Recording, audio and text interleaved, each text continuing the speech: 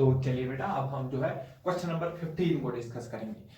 यहाँ पर आपको सवाल दिख रहा होगा। क्वेश्चन नंबर 15 हमें क्या कह रहा है? कह रहा है आपके पास दो प्रोटॉन है और उन दो प्रोटॉन्स के बीच में जो अट्रैक्टिव न्यूक्लियर फोर्स उनके बीच में लग रहा है, मान लीजिए वो इस फोर्स के बराबर आ रहा है, F = CE की power -KR divide by R square है ये। ठीक है, आपको लग रहा होगा ये यहाँ पर डिवाइड नहीं है, ये पूरा इसको डिवाइड बाय R स्क्वायर है। ठीक है, तो ये हो गया।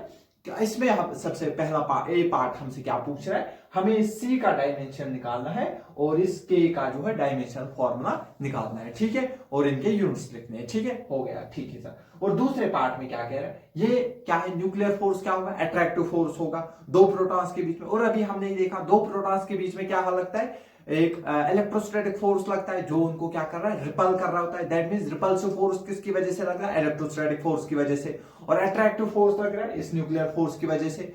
तो हमें इन दोनों को बराबर करना है, यहाँ पे ग्रेविटी को नेग्लेक्ट करना है, उन दोनों को हमें बराबर करना है और फिर हमें C की वैल्यू निकालनी है। आ गया क्वेश्चन समझ में? ठीक है, तो धीरे धीरे आपको क्वेश्चन भी समझ आ जाएगा।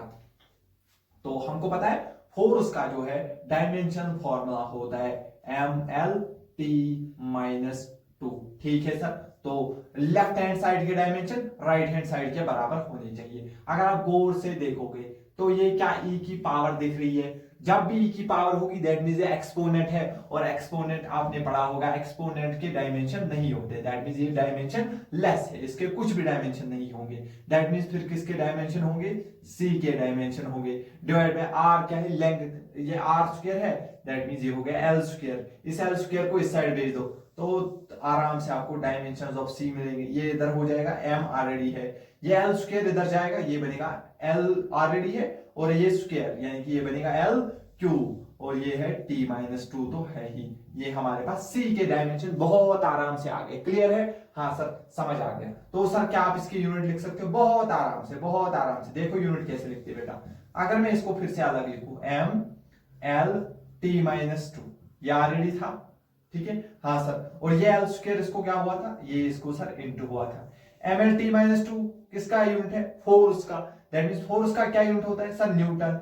L स्क्वायर मतलब metre square, newton metre square इसका यूनिट हो जाएगा। क्या क्लियरली समझ आ रहा है? अच्छे से समझ आ रहा है? हाँ सर, बहुत बढ़िया, बहुत बढ़िया।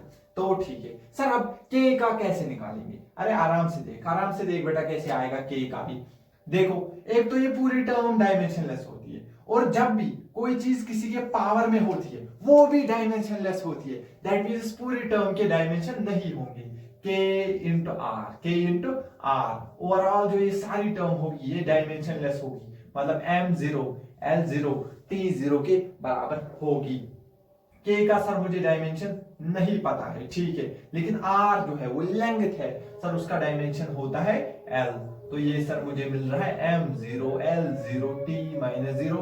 दैट मींस मुझे K के सर डायमेंशन चाहिए, तो सर ये L इधर डिवाइड में हो जाएगा। ठीक है, M0 L0 T0, सर ये डिवाइड में L चला गया, L ऊपर जाएगा तो L-1 बनेगा। दैट मींस इसका डायमेंशन बनेगा M0 L-1 T0, या आप शॉर्ट में सीधे ये लिख सकते हो L-1 के हमारे पास डायमेंशन आ गए। दैट मींस सर इसका यूनिट क्या होगा? तो सर बेटा देखो, इसका यूनिट जो होगा, इसका यूनिट क्या होगा? L इनवर्स है ना। दैट मींस इसका यूनिट क्या होगा? इसका यूनिट होगा मीटर इनवर्स। सीधे आप मैं लिखूंगा, इसका यूनिट होगा M-1, जिसको हम क्या बोलते हैं? Metre inverse. क्या यहां तक क्लियरली समझ आ गया? हाँ, तो इतना पहले आप नोट करो। इसके बाद जो है हम इसका बी पार्ट सॉल्व करेंगे, जिसमें हम इसको इक्वेट करेंगे इलेक्ट्रोस्टैटिक फोर्स के बराबर, फिर C की वैल्यू निकालेंगे। ठीक है, तब तक आप इसको नोट कर लीजिए। हाँ, तो देखो पार्ट नंबर 2 में क्या करना है? हमें इलेक्ट्रोस्टैटिक फोर्स को न्यूक्लियर फोर्स के बराबर करना है और हमें जो है C की वैल्यू निकालनी है। ठीक है सर, कर दीजिए। देखो सर, जो हमारे पास इलेक्ट्रोस्टैटिक फोर्स होता है वो कितना होता है? K, वो होता है Q1, क्योंकि दोनों प्रोटॉन है, यानी कि ये बनेगा KQ² अपॉन R²।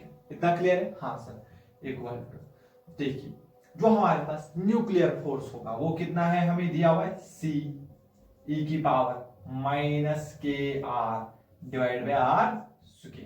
आप देखोगे ये R² और ये R² कैंसल हो जाएंगे। बहुत बढ़िया। K की वैल्यू सर आपको पता है 9 × 10⁻⁹ Q² सर 1.6 इंटू 10⁻⁻19 का स्क्वायर कर दीजिए, ठीक है, इक्वल टू सी, ठीक है। हाँ देखो सी की वैल्यू निकाल दी, ई की पावर माइनस के का वैल्यू उसने वहीं से बोला है 1 फर्मी इनवर्स, ठीक है। तो 1 इंटू और जो है आर हमारे पास है 5, क्योंकि वो फर्मी डिवाइड में है। देखो ये है 5 फर्मी और ये फर्मी इनवर्स मतलब 1 फर्मी, दोनों फर्मी फर्मी हो गए कैंसल। तो दैट मीन्स ये हो गया ई की पावर -5। दैट मीन्स अगर मुझे सी चाहिए यहां से मुझे बच रहा है 9 इंटू 10⁻9 इंटू में बच रहा है 1.6 इंटू 10⁻19 का कूलम का होल स्क्वायर। ये ई क्या हो जाएगा सर, डिवाइड हो जाएगा, ई की पावर -5। तो ई का आपको वैल्यू पता होना चाहिए, ई होता है 2.72। यहाँ पे आप 2.72 की पावर -5 सारी वैल्यूज पुट करोगे तो ऑलमोस्ट आपको 1.34 into 10⁻26 newton metre square answer इसका मिलेगा। ये हम पहले सीख चुके थे, इसका यूनिट क्या है, न्यूटन मीटर स्क्वायर। तो अदरवाइज अगर मैं ये भी करूंगा तो थोड़ा लंबा ज्यादा वीडियो हो जाएगा, या आप खुद की प्रैक्टिस के लिए कर सकते हो। वैसे मैंने कहा कैलकुलेशन यहाँ पे उतनी इंपॉर्टेंट नहीं होती है इस और में, जितना इंपॉर्टेंट क्या होता है कंसेप्ट। ये हमको सिखा रहा है जो, क्योंकि दो प्रोटॉन्स के बीच में रिपल्सिव फोर्स लग रहा है। अभी हमने देखा उनके बीच में जो ग्रेविटेशनल फोर्स लग रहा था वो बहुत माइन्यूट था। दैट मींस ग्रेविटेशन फोर्स उनको एक जगह पे रोक के नहीं रख सकता है। दैट मींस वो एक दूसरे से दूर जाने चाहिए लेकिन वो नहीं जा रहे, लेकिन उनको कौन रख रहा है, उसके लिए कौन था वहां पे, न्यूक्लियर फोर्स, ठीक है। इसीलिए वो एक दूसरे से दूर नहीं जाते, क्योंकि उनके बीच में एक एक्स्ट्रा फोर्स लगता है जिसको हम न्यूक्लियर फोर्स बोलते हैं, ठीक है। तो इसको आप नोट करिए। तो फिर हम और एक सवाल के पास आते हैं।